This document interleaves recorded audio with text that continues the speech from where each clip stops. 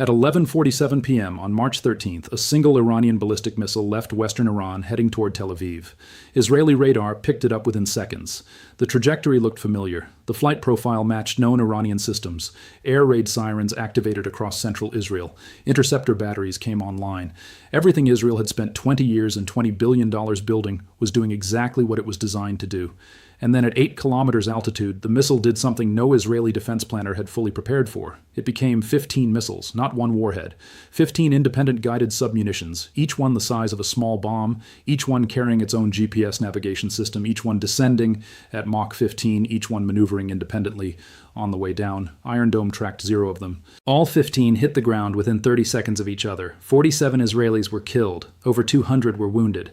And the following morning, Israel's chief of staff stood in front of reporters and said something that should have stopped every defense ministry on earth cold. There is no effective defense against this weapon. That missile was the Fatah 3, and what it did on March 13th did not just kill 47 people. It rendered Israel's entire defensive doctrine obsolete in 12 seconds. Here is exactly how it happened, and why no country on earth currently has an answer for it. Quick note before we continue: subscribe and hit the bell if you want analysis that goes past the headlines. Now let's get into it. To understand why March 13th was different from every other night of this war, you need to understand what Iran had been launching before it. Day 15, over 650 ballistic missiles fired since February 28th, over 2,600 drones. The majority of those missiles were systems Israel has spent years preparing for. Older ballistic variants, subsonic cruise missiles, even the more advanced cluster systems that fly at conventional speeds.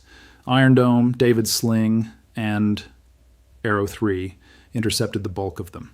Intercept rates across the first 2 weeks ranged from 60 to 90% depending on the weapon type and the intensity of the incoming salvo.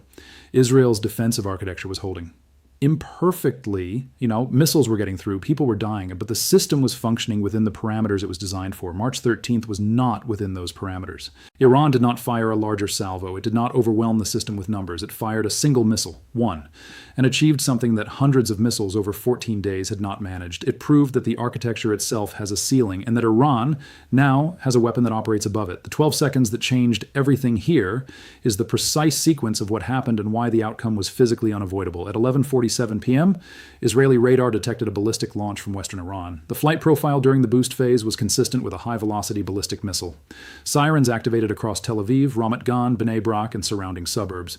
Civilians had approximately 6 minutes to reach shelters based on estimated flight time. The missile climbed, accelerated, and entered its mid-course phase, traveling at peak velocity, Mach 15, roughly 11,500 miles per hour. Israeli radar tracked it continuously. Every system was functioning. Every operator was doing their job. Then at 8 kilometers altitude, the warhead section separated from the booster. In normal ballistic missile defense, this is the moment when the fire control computers finalized their intercept calculation. One object, one predicted impact point, one interceptor assigned to meet it. What happened instead was this: the warhead deployed a cluster mechanism. In approximately 2 seconds, 15 independent sub-munitions were ejected from the dispenser. Each one had its own GPS receiver. Each one deployed 4 small control fins. Each one began maneuvering independently toward a pre-programmed target coordinate within a 3-kilometer radius across central Tel Aviv. Iron Dome's radar systems detected the separation. One track became 15 tracks simultaneously. But the fire control computers could not generate intercept solutions in time. Here is the arithmetic that made the outcome inevitable. From the moment of cluster deployment to the moment the submunitions hit the ground was 12 seconds total. Iron Dome's standard engagement sequence: detection, stable track, fire control calculation, interceptor launch, interceptor flight, requires a minimum of 11 to 16 seconds under normal operating conditions against a single standard speed target. Against 15 hypersonic independently maneuvering objects with 12 seconds of total flight time remaining. There was no sequence that fit inside the window. Not a single interceptor was fired. All 15 sub-munitions hit within 30 seconds of each other. This was not a system failure. This was a physics problem, and the difference between those two things is everything. Because a system failure can be fixed. A physics problem requires a different system entirely. Western intelligence agencies assessed as recently as late 2025 that Iran was years away from solving the engineering problems required to combine hypersonic speed with functional cluster deployment. March 13th proved those assessments wrong by a significant margin. Here's what the Fatah 3 actually is. It is a two-stage solid-fuel ballistic missile, approximately 14 meters long.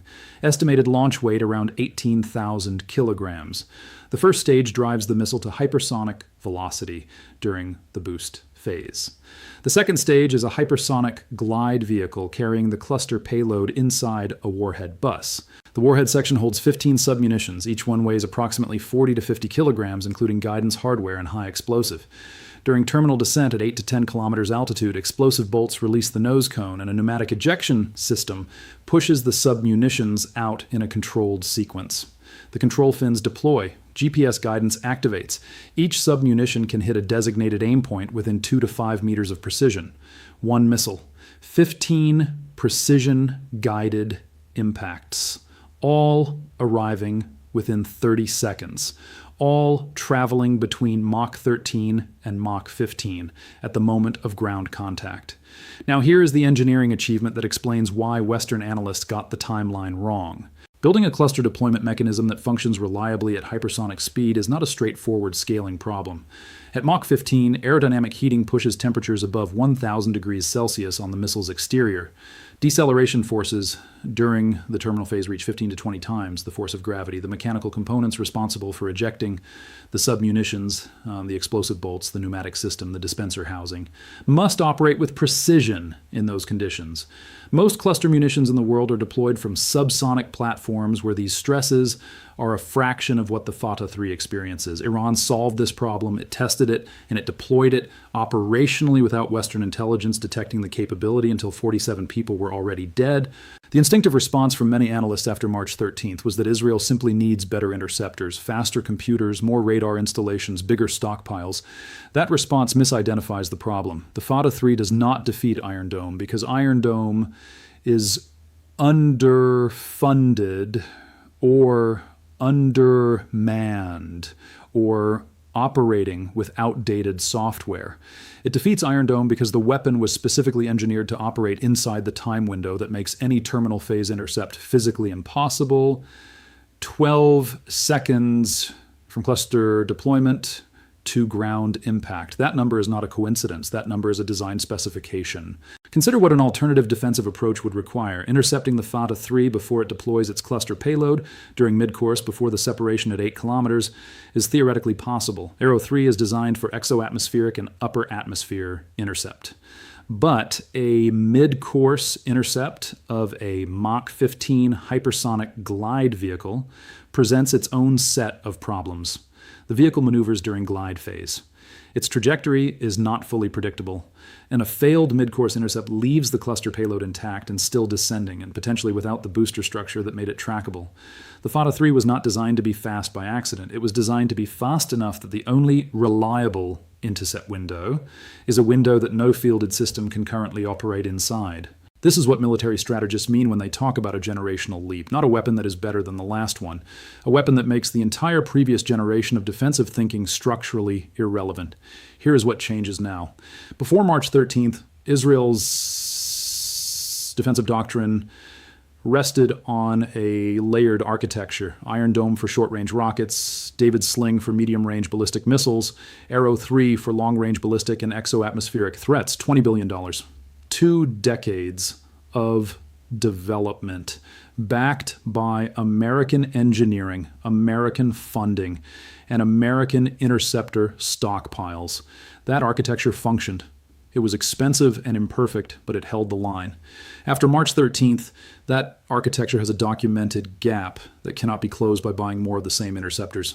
Iran claims it has 40 additional Fatah 3 missiles ready for launch. If that number is accurate, and if production is running at even 4 to 6 missiles per month, a conservative estimate for a solid fuel system at this stage of development, Iran has a sustained capability to conduct strikes that Israel cannot intercept for as long as the war continues. The strategic implications compound quickly. Insurance companies are already pulling coverage for structures in central Tel Aviv. Foreign airlines are suspending or rerouting services.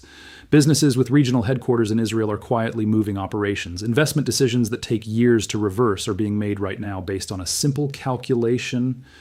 If one missile can kill 47 people in a defended city, and the chief of staff says there is no answer, the risk profile of operating in that city has changed permanently.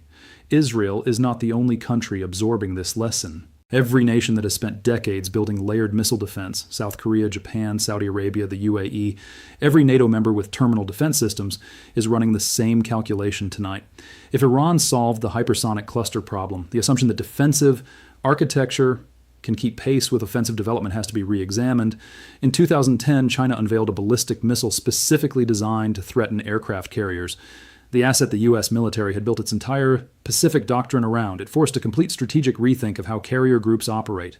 The Fatah 3 is a comparable moment for missile defense, not an upgrade, a doctrine-breaking development. One missile, 15 submunitions, Mach 15 terminal velocity, 12 seconds from deployment to impact, 0 intercepts, 47 dead. Iron Dome tracked nothing. David's sling engaged nothing. Arrow 3 could not reach the targets in time. And Israel's chief of staff confirmed the following morning that the country has no effective defense against this weapon.